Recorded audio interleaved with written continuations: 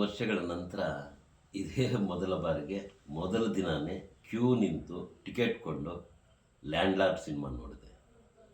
ನಾನು ಕೊಟ್ಟ ಕಾಸಿಗೆ ಮೋಸ ಇಲ್ಲ, ಪೂರಾ ಪೈಸಾ ವಸೂಲು. ಟೀಸರ್ ನೋಡಿಯೇ ತಂಡದ ಮೇಲೆ ವಿಶ್ವಾಸ ಇಟ್ಟಿದ್ದೆ. ನನ್ನ ವಿಶ್ವಾಸಕ್ಕೆ ಕುಂದು ಬಂದಿಲ್ಲ. ಕನ್ನಡದಲ್ಲಿ ಕಂಟೆಂಟ್ ಸಿನಿಮಾ ಯಾಕಿಲ್ಲ ಅಂತ ಒಂದು ಸಿನಿಮಾ ಬಂದಿರುವುದಕ್ಕೆ ತುಂಬ ಸಂತೋಷ ಆಗಿದೆ. ಇನ್ನು ಮುಂದೆ ತೆವಳಿನ ಕಡೆ ಕೈ ತೋರಿಸ್ಬಿಟ್ಟು ಅಂಥ ಚಿತ್ರಗಳು ಕನ್ನಡದಲ್ಲಿ ಯಾಕೆ ಬಂದಿಲ್ಲ ಎಂದು ಕೇಳುವಂತಿಲ್ಲ. ರಾಜ್ಯಾದ್ಯಂತ ಇರುವ ಎಲ್ಲ ಸಂವಿಧಾನ ಪರ ಮನಸ್ಸುಗಳನ್ನು ಪ್ರೀತಿಯಿಂದ ಒತ್ತಾಯಿಸುವೆ. ಲ್ಯಾಂಡ್ಲಾರ್ಡ್ ಸಿನಿಮಾ ನೋಡಿ, ನಿಮ್ಮ ಒಡನಾಡಿ ಬಳಗಕ್ಕೆ ಹೇಳಿ, ನೋಡಲು ಹೇಳಿ. ಯಾಕೆಂದರೆ ಲ್ಯಾಂಡ್ಲಾರ್ಡ್ ಸಿನಿಮಾ ನೀವು ನೋಡಲೇಬೇಕಾದ ಸಿನಿಮಾ. ಇದು 80ರ ಆ ಕಾಲವನ್ನು ಈ ಕಾಲಕ್ಕೆ ತಂದು ಹಳ್ಳಿ ಹಳ್ಳಿಗೂ ಸಂವಿಧಾನ ಆಶಯ ತಲುಪಬೇಕಾದ್ದು ಅದೆಷ್ಟು ತುರ್ತು ಮತ್ತು ಆದ್ಯತೆ ಇದೆ ಎಂಬುದನ್ನು ಹೇಳ್ತದೆ ಈ ಸಿನಿಮಾ.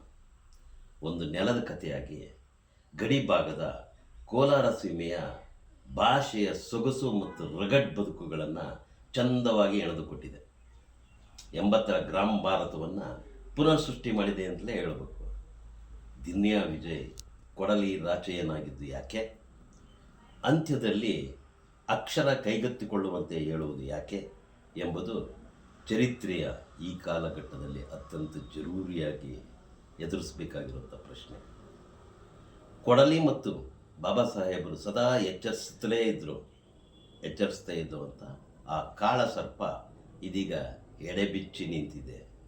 ಕೊಡಲಿ ಮತ್ತು ಪೆನ್ನುಗಳೊಂದಿಗೆ ನಾವು ಅಂದರೆ we the people of India ಸನ್ನದ್ದುಗೊಳ್ಳಲೇಬೇಕು. ಇದು ಲ್ಯಾಂಡ್ಲಾರ್ಡ್ ಸಿನಿಮಾ ಮಾತ್ರವಲ್ಲ, ಲ್ಯಾಂಡ್ ಮಾರ್ಕ್ ಸಿನಿಮಾ ಕೂಡ. ಚಿನ್ನಕ್ಕಿಂತ ಅನ್ನ ಲೇಸು, ಅನ್ನಕ್ಕಿಂತ ಅಕ್ಷರ ಲೇಸು. ಇದು ಮುಂದಿನ ಪೀಳಿಗೆಗಳಿಗೆ ಲ್ಯಾಂಡ್ಲಾರ್ಡ್ ಕೊಡುತ್ತಿರುವ ಸಂದೇಶ. ದಯಮಾಡಿ ಎಲ್ಲರೂ ಥಿಯೇಟ್ರಿಗೆ ಹೋಗಿ ಸಿನಿಮಾ ನೋಡಿ ಪ್ಲೀಸ್.